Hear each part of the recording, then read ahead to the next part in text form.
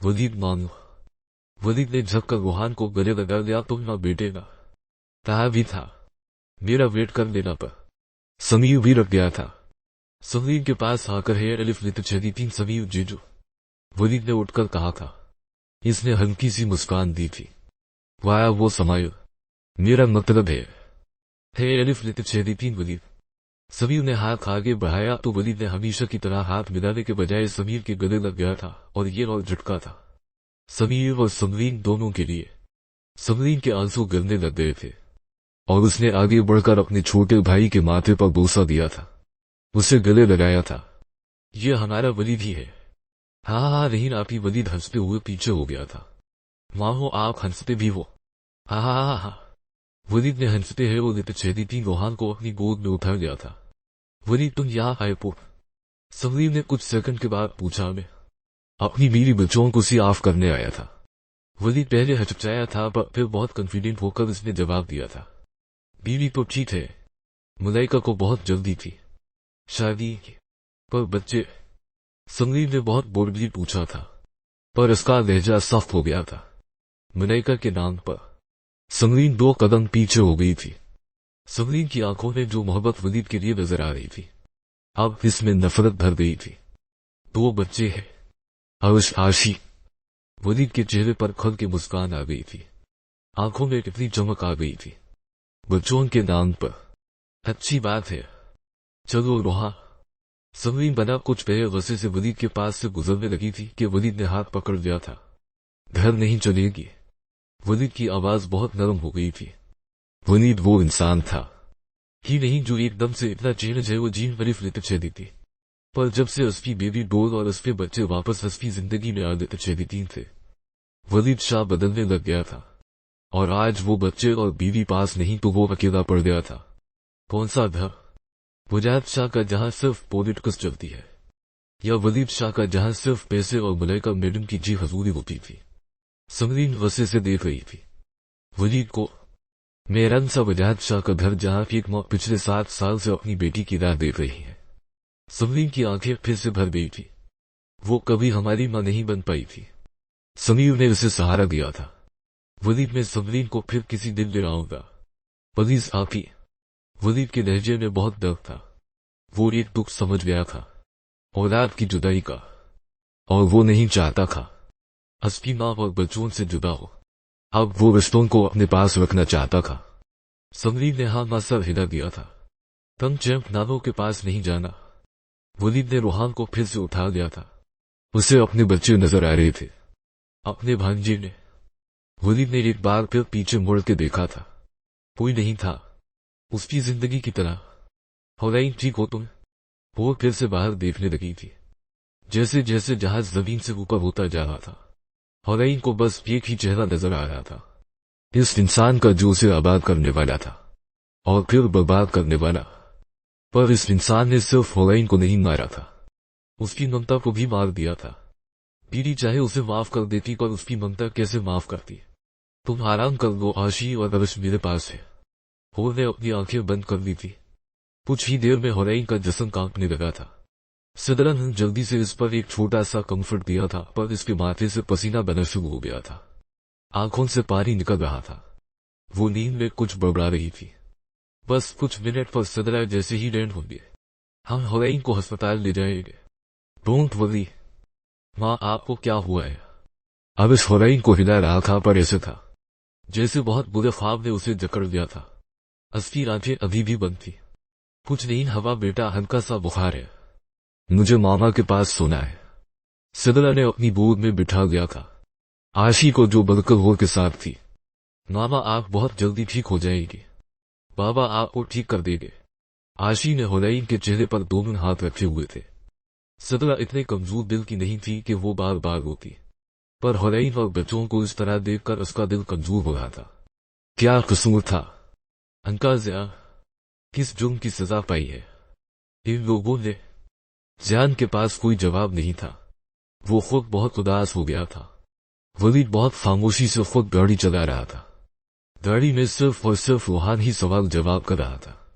वलीद की नजरें रोड पर थीं तो समरीन की इस पर। वो समझ नहीं रही थी वलीद में कितना बदलाव, वलीद शाह उन लोगों में से नहीं था जो पल भर में बदल जाए। फिर कैसे हवा ये सवाल समरीन के गिर्द गर्दिश कर रहे थे। तुमने अभी तक मुलैका के बारे में नहीं बताया वलीद। पहले तो उसकी बेट की उसकी बहन की बातें करते नहीं थकते थे। समरीन के सवाल पर वलीद की मुस्कुराहट चली गई थी। उसे वसार आ गया था। वो गाड़ी की स्पीड बढ़ा चुका था, कितनी गाड़ियों को साइड कर दे चुका था। प्लीज समरीन मरवाने का इरादा है। प्लीज मेरी तो शादी ही एक बार हुई है। समीर की बात पर समरीन ने खुले मुंह से उसकी तरफ देखा था और वलीद भी हंसने लग गया था। जीजो पर भी शादी करनी है आपको। वो फिर से वापस अच्छे मूड में आ गया था और नॉर्मल स्पीड में ड्राइव शुरू कर दी थी। उसने हुआ मेरा वो मतलब नहीं था समरीन जान।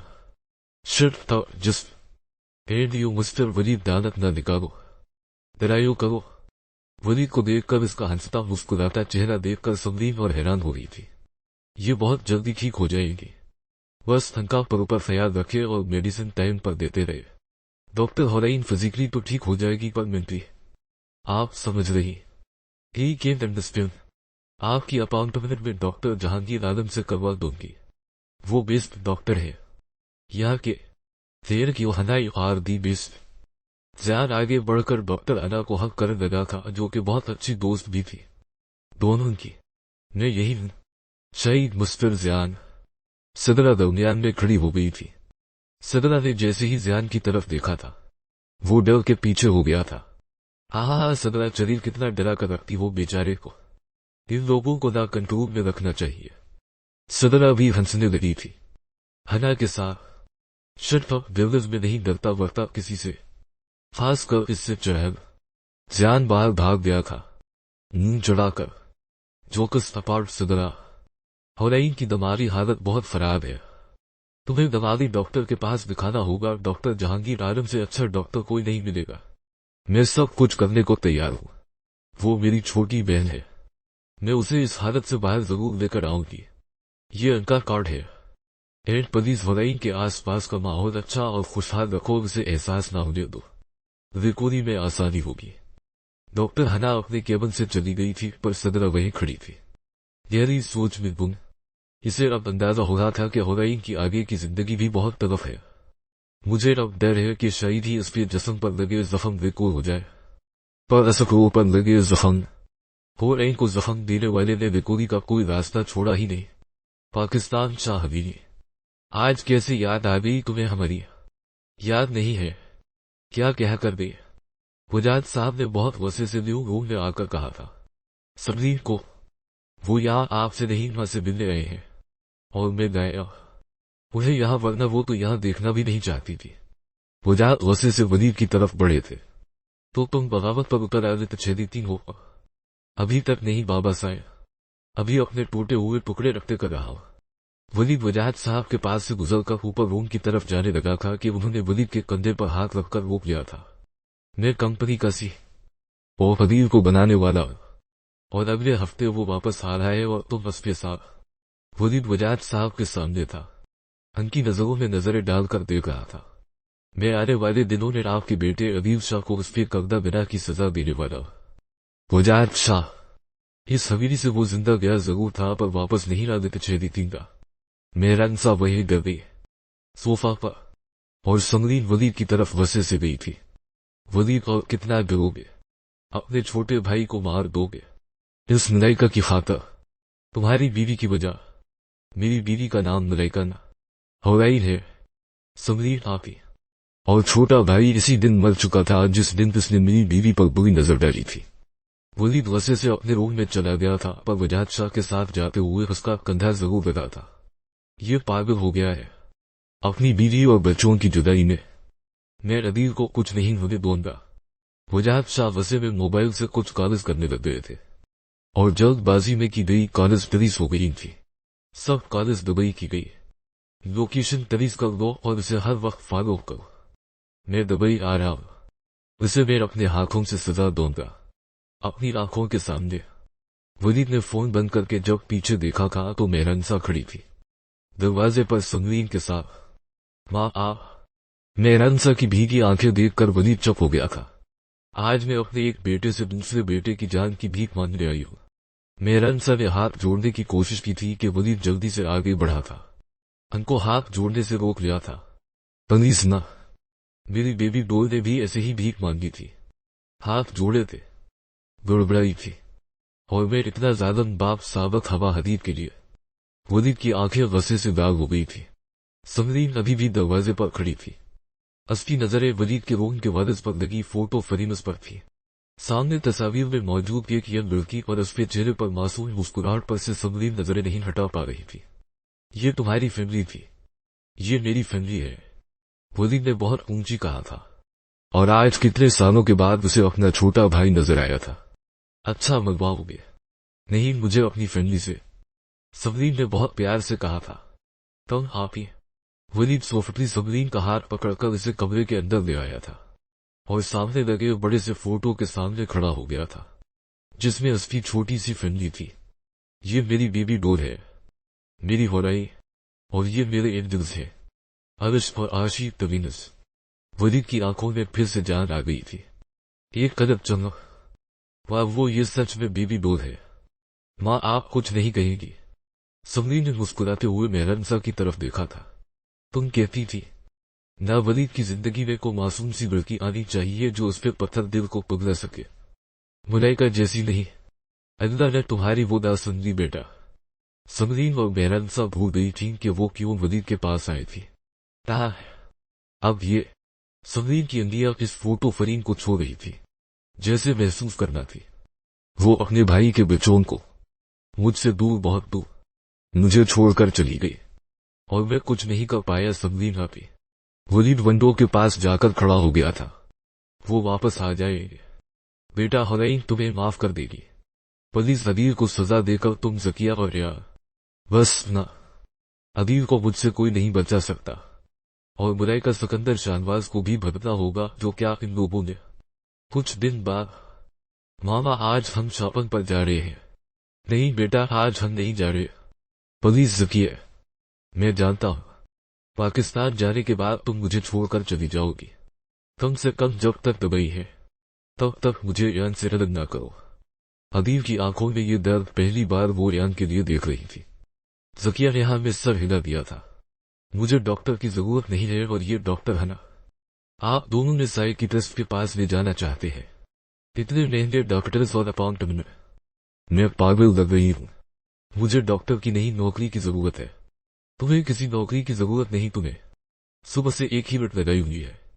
मैं जिंदा हूं। अभी तुम्हारा भाई, वाया वो जान साहब, हुनैन और सदरा हंसने लग गई थी। हम शॉपिंग करने के बाद घर जाएंगे। बच्चों की और भूख भी बहुत लगी है। जान ने शॉपिंग मॉल के पास गाड़ी रोक दी थी। आप दोनों कर ले शॉपिंग में। हुनैन, बच्चों को तुम्हारी जरूरत है। तुम्हें तुम्हारी जरूरत है। तुम बच्चों से भागना चाहती हो। मैं खुद से भागना चाहती हूँ। सदर आपी जब बच्चों को प्यार करती हूँ, हदीद याद आता है। हदीद तुम्हारे पास है, पर इस तरह करने से तुम अपने दोनों बच्चों को भी खो दोगे। सदरा की इस तरफ बात पर हुनैन की वो कांप गई थी। पापा बस, और नहीं। हाँ, बस ये लास्ट बाइट। हदीद बहुत प्यार से उसे खाना खिला रहा था। जकिया सामने बैठी हुई थी। इन लोगों को दो आंखें अपनी नफरत भरी आंखों से देख रही थी, जो उनके टेबल के पीछे पर्दे के पीछे छुपी हुई थी। जो ज़ियान और सदरा के कहने पर डॉक्टर के पास से सीधा यहाँ रागिब शरीफीन थे, बच्चों के लिए कुछ कपड़े लेने के लिए। हुनैन की आंखों में नफरत थी अदील को इस तरह खुश देखकर, जबकि आज वो इस घटिया इंसान की वजह से यहाँ खड़ी थी। काश तुम पहले समझ जाते अदील। अदील का हाथ रख गया था। जकिया प्लीज। यान बेटा, आप जाओ वहां इन बच्चों के साथ खेलो। यान चला गया था तो अदील ने जकिया का हाथ पकड़ा था। क्या हम फिर से? मुझे एक मौका। तुम कैसे इंसान हो अदील? तुम्हारी लगाई हुई राग ने तुम्हारे प्यार, तुम्हारी हुनैन को बर्बाद कर दिया। तुम्हारे भाई ने तुम्हारे झूठ पर यकीन करके अपना घर उजाड़ दिया। वहां मातम हो रहा है और यहाँ तुम हर लम्हा खुशियां मना रहे हो, मुझसे मौका मांग रहे हो। क्या कभी सच्चा प्यार भी क्या था? हुनैन से प्यार कैसे होगा? उनकी 5 साल की बच्ची को मारने की कोशिश की थी। तुमने तो प्यार कैसा, किस तरह का प्यार था कि तुमने अपनी जिंदगी दारिफ थी। तुमने पलटकर नहीं देखा हुरैन को? जकिया की आवाज ऊंची होने पर बाकी टेबल्स पर बैठे लोग उन्हें देखने लगे थे। अदील शाह सर झुकाकर खड़ा था। वो जानता था वो भाग रहा था सबसे खुद से, पर वो अंदर से बेचैन भी था और परेशान भी हुरैन के लिए।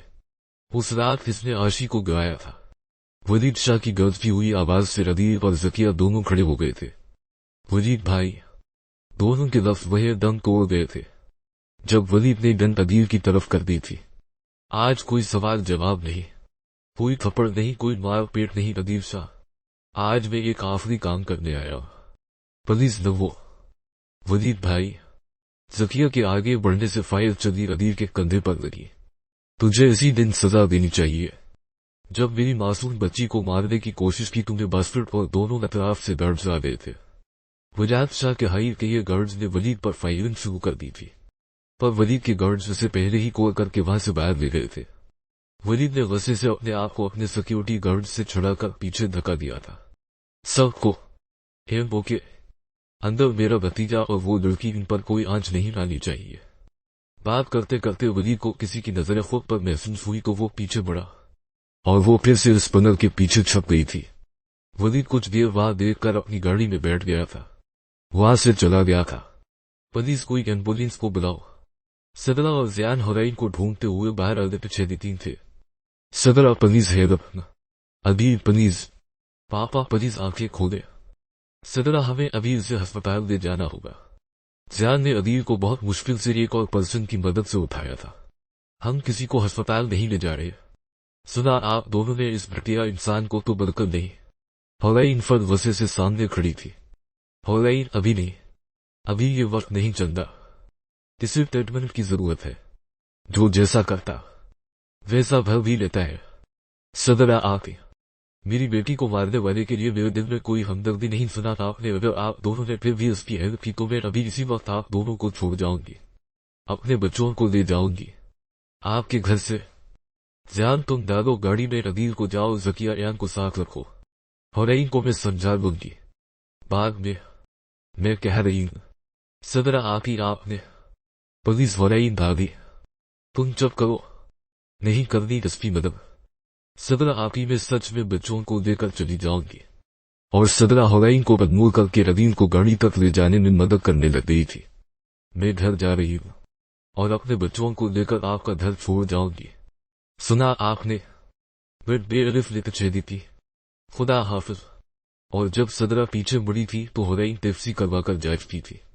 वहां से वलीद के साथ रह रहकर ये भी इस जैसी बन गई है।